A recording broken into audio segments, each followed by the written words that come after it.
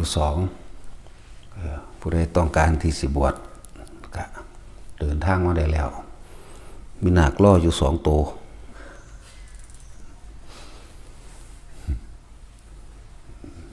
ผู้ต้องคิดยากบวชถือบัตรประชาชนมาโหลดตามกฎหมายก็ว่าอย่าเอาคดีมานำให้พ้นสะก่อนถ้าพ้นคดีแล้วบวชได้เบิดขาคนมาเป็น10,000 คนกระสร้างมาบวชโหลดว่าถ้ามันพ้นคดีนั่นแหละ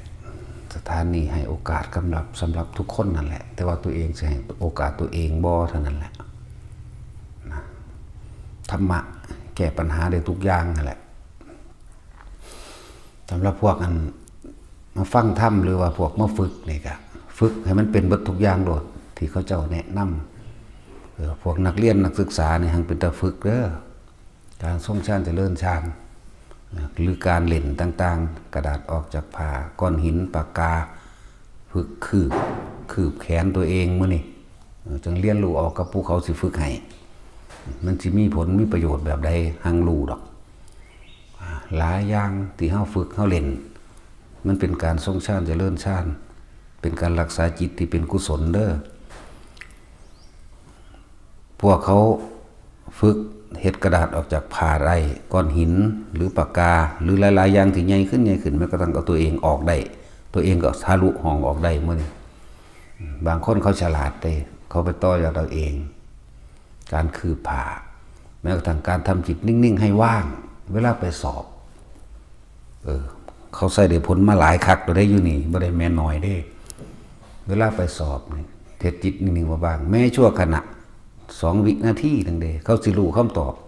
เขาสิตอบเอาเองเขาสิตอบขึ้นมาจากสิ่งที่เขารู้นั่นแหละนี่สำหรับผลดีของพวกนักเรียนนักศึกษาทั้งหลายแล้วก็ป้องกันต่างๆในอุบัติเหตุเวลาเฮาอุบัติเหตุคือว่าเหตุการณ์เฉพาะหน้าตกบ่มานั่นนี่องค์ชาติสิเรียนหุ่มเขามารักษาเจ้าของเองเด้อมันบ่เป็นที่เขามารายงานผลหรือว่าให้ฟังเนี่ยมันเป็น10-20แล้วเด้ถึงขั้นเสียชีวิตรถชนกันมุนเบิดแต่ว่าคนบ่เป็นหยังตกเหวเป็นนับพลิกนับกลิ้งบ่ได้พวกอยู่พิษณุโลกพวกอยู่ขอนแก่นพวกอยู่โคราชนี่ยกตัวอย่างแม้กระทั่งรถชนกันอัดประตูเข้าไปจังซี่เขาก็สามารถทะลุดันออกมาได้แต่ว่านั่นแหละมันขึ้นอยู่กับสิ่งที่เฮาฝึกไว้เด้มันสิเป็นเราเองของมันองค์ฌานที่เฮาฌานคือเพ่งหรือทรงอยู่ในอารมณ์ที่เป็นกุศลทำจิตให้นิ่งในอารมณ์ที่เป็นหนึ่งก็บ่ยากดอกถ้าฝึกไปแล้วนะนั่นแหละพวกเฮ็ดข้อสอบมื้อนี้ง่ายๆมันมีตัวอย่างอยู่แล้วเวลาสิสอบเสร็จจุดอุณหภูมิขึ้นวืบคนหัวลุกวืบแป๊บรู้เลยเขาจะเขียนเอาโหลดมีอยู่นี่แหละพวกสอบมันนิติศาสตร์มันชื่อว่าอีเปิงเวลาถามว่ามันมึงเฮ็ดจังได๋ก็หลวงพ่อได้สอบมันว่าไปสอบยังกระสังมันมีแต่ว่าหลวงพ่อสอบให้เอามึงบ่มีความสามารถหยังเลยว่าบ่มันว่าคือสอบเป็นนั่นเป็นนี่ได้ทุกอย่างได้ล่ะนั่นแหละสำหรับนักเรียนนักศึกษาทั้งหลายมาศึกษาเอาทางนั้นพุทธศาสตร์ไว้แน่มันจะเป็นเครื่องป้องกันตัวเองวิชาทั้งโลกแค่หากินซ้ำตายแต่ว่าวิชาทั้งธรรมน้อมนำเฮาให้เฮานั้นเข้าถึงที่สุดของโลกได้พ้นออกจากการเวียนว่ายตายเกิดได้เด้อวิชาทั้งโลกแค่นั้นแหละเป็นทนายก็ไปหากินซ้ำตายเท่านั้นแหละเป็นอีหยังตำรวจเป็นทหารเป็นนั่นเป็นนี่แค่นั้นแหละแต่ว่าถ้ามีธรรมได้ยินได้ฟังธรรมมันรู้จักอันใดเป็นกุศลอันใดเป็นบุญอันใดเป็นบาปอันใดมีโทษตกนรกเปรตอันใดมีคุณไปสวรรค์ไปนิพพานนั่นแหละเวลาตกทุกข์ได้ยากลำบากมาธรรมะสิพุทธขึ้นเองดอกว่าศึกษาไว้แน่ศึกษาเอาไว้เรียนรู้เอาไว้คนมีธรรมนี่บ่ตีบตันเด้อหนทางในการทำมาหากินในอาชีพการงานการเงินอย่างกระสร้างบ่ตีบตันพวกนี้ยิ่งฝึก ทรงชาติเจริญชาติพวกนี้เงินบ่ขาดมืองานก็บ่ขาดถึงตัวอย่างมีเยอะแยะอยู่ในที่เขามาเฮ็ดแล้วนี่แหละบางคนอย่าเพิ่งไปคิดว่าเฮ็ดจังใดมันสิได้เฮ็ดจังใดมันสิเป็นมาฝึกเอาให้มันเป็นซะก่อน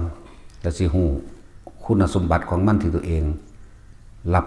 รสชาติแห่งธรรมนั่นเองดอกเฮาสิเป็นผู้รู้เอาเองแต่เฮามาฝึกมาหัดปฏิบัติได้แล้วจิตนิ่งเป็นจังใดทรงชาติเจริญชาติโดยอานาปานสติเฮ็ดจังใดอยู่นี่ก็มีคู่ฝึกรองรับไว้ให้สัง2 3 4พุ่นล่ะคนเป็นโรคป่วยเป็นโรคนั่นนี่มาฝึกเริ่มต้นแรกเขาจะค่อยๆฝึกหัดให้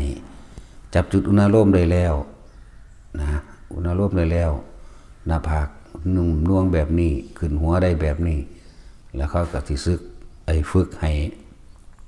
ร่างกายมันสั่นวิธีการปรับธาตุให้สมบูรณ์ธาตุก็คือร่างกายนั่นแหละป่วยเป็นโรคอย่างถ้าโรคลมในท้องเกี่ยวกับเลือดลมบ่ดีมันก็สิปรับของมันธาตุไฟบ่ดีมันก็ปรับเองดอกดินน้ำไฟลมบางหันบางนี้ธาตุน้ำหมายถึงเลือดเฮาอุดตันสมองตีบตันเป็นไม่เกณฑ์ไขมันอุดตันหรือมะเร็งทุกชนิดมาฝึกเอาโรคหัวใจมื้อนี้ได้ทั้งนั้นฝึกแล้วอยู่แล้วก็เฮ็ดตามผู้คู่ฝึกเขาฝึกให้เอาพวกเขาเป็นนั่นแหละเขาเป็นโรคมาแล้วเขาฝึกของเขาเองแล้วเขาหายก็เอาผู้จังสั่นแหละมาฝึกให้นะคือเอาผู้มีประสบการณ์จริงเป็นเรื่องจริงของเขาก็จะถ่ายทอดความรู้สึกจริงให้เองดอกเพราะว่าเขาเป็นเองเขาฝึกเองเขาหายเอาเองเขาก็สิน้อมนำวิธีที่เขาเป็นนั่นแหละมาสอนเรามาแนะให้และมีประโยชน์หาที่สุดบ่ได้เด้อประโยชน์ทั้งธรรมเลยนะบ่แม่นเล่นๆได้อันแค่ว่าเฮ็ดกระดาษออกจากผ้าเฮ็ดหินออกเฮ็ดปากกาออกหรือเฮ็ดสิ่งที่ใหญ่ขึ้นจริงทั้งหลายเหล่านี้เห็นบ่เวลาแม้นกระทั่งว่ารถแล่นนี่ตกรถคือมีคนหุ่มไว้เหมือนกับอันใดอันหนึ่งอุ้มออกเวลามันสิถือส้นหรือถือกระแทกตกรถนิ่มๆก็มีเด้แปลกประหลาดบ่ล่ะหังบ่มีไผอยากตกดอกแต่ว่าเขาตกรถแล่นปุ๊บรถแล่นไปข้างนั้นจังอีหยังหลังมันหงายลงไปปุ๊บนี่คล้ายๆกับพ่นอุ้มไปสโลว์ไปก็ไปว่างไว้จังซี่ก็มีเด้รถพลิกรถกิ่งตกนั่นนี่ตกเหวพุ่นเด้บ่แม่นน้อยๆเด้เขาอยู่ในตัวรถเขาสิอยู่ตรงกลางรถก็พลิกไปคนก็อยู่กลางเหมือนเดิมหมุนบัดรถส้นกันต่อ2ต่อ3ต่อมื้อนี่มีเบิดมีตัวอย่างอยู่นี่ล่ะบักอ้วนบักปามรถส้นกันมันอยู่กลางเขาส้นมันทั้ง2คันเลยจังซี่มันก็รอดมาบ่เป็นหยังหลายโพดลำเพิ่นหมู่นั้นพวกของพ่อฮู้จักแน่รถส้นบี้ก็ไปแต่ว่าตัวคนพารถออกมาได้นั่นแหละเพราะว่าเขาฝึกของเขาเองบ่ถึงคราตายมันก็บ่ตายนอกจากเบิดอายุแล้วก็ดีบ่เจ็บบ่ปวดบ่เจ็บบ่ปวดกระดูกกระเดี่ยวหรือเนื้อหนังยังถ้าถึงขั้นใช้ชีวิตเลินหน่อยนึงดอกถ้าถึงขั้นแค่ว่าสิบาดเจ็บบ่เป็นหยังเลยนิ่มๆนวลๆเลยเป็นหยังคือเน้นย้ำมันใจตอนที่เฮามีชีวิตอยู่นี่ก็บ่อยากให้ผู้ใดเจ็บปวดป่วยพิการแต่ตอนที่มีชีวิตอยู่อยากให้ทุกคนมีการเงินการงานอาชีพที่สุจริตตลอดทั้งมีธรรมอันเป็นเครื่องรักษาฉะนั้นเฮาต้องมาฝึกหัดปฏิบัติธรรมธรรมนี่มีธรรมนี่สามารถออกจากทุกข์ออกจากโลกออกจากการเวียนว่ายตายเกิดได้และการฝึกทรงฌานเจริญฌานถ้าผู้ใดฝึกได้แล้วก็ฮู้ดอกเหตุเจริญแห่งโภคทรัพย์คือการทรงฌานเจริญฌานอันนี้การเงินการงานก็บ่ขาดมือโรคภัยไข้เจ็บบ่ค่อยเป็นอารมณ์ก็บ่เคยร้อนตะเกาเฮาไปติดต่อการงานเฮ็ดนั่นเฮ็ดนี่ติดต่อคุยกับบุคคลจังซี่เฮาสิเอาอารมณ์เป็นใหญ่เฮาสิไปคาดหวังคาดคะเนไว้ว่าต้องได้แบบนั้นแบบนั้นถ้ามันตกลงกันบ่ได้มันสิสูญใส่กันเมื่อสูญโมโหใส่กันก็สร้างความรุนแรงใส่กันเลยพลาดจากเงินนั้นงานนั้นหลายอย่างอยู่แบบในโดยแล้วถ้าเป็นสมบัติของเจ้าของโรกิยะสมบัติอันเป็นสุจริตก็อยู่ในเฮาเองโลกุตระสมบัติอันเป็นหนทาง ออกจากการเวียนว่ายตายเกิด ก็จะเป็นหนทางของเฮาเองนั่นแหละจังว่าผู้ใดมาฝึกเอาเงินซื้อบ่ได้สิ่งเหล่านี้เงินซื้อบ่ได้เด้ออำนาจก็บังคับเอาบ่ได้นายกรัฐมนตรีหรือผู้มีอำนาจสิมาบังคับเอาก็บังคับเอาบ่ได้มีแต่ฝึกเอาแหละเป็นสมบัติของตนโดยแท้โจรขโมยลักไปบ่ได้โจรปล้นไปบ่ได้บ่สูญหายดินน้ำลมไฟบ่อาจสามารถเฮ็ดให้เสื่อมสูญสลายได้บ่คือสมบัติอันอื่นสมบัติอันเป็นบ้านรถลักไว้ได้ดินน้ำลมไฟเฮ็ดให้เสียหายได้ไฟไหม้ได้น้ำท่วมเสียหายได้ดินถล่มได้แต่ว่าโลกุตระสมบัติบ่มีสูญหายอยู่ในใจเฮาตลอดจนกว่าสิพ้นจากกันมาเกิดนั่นแหละเพราะ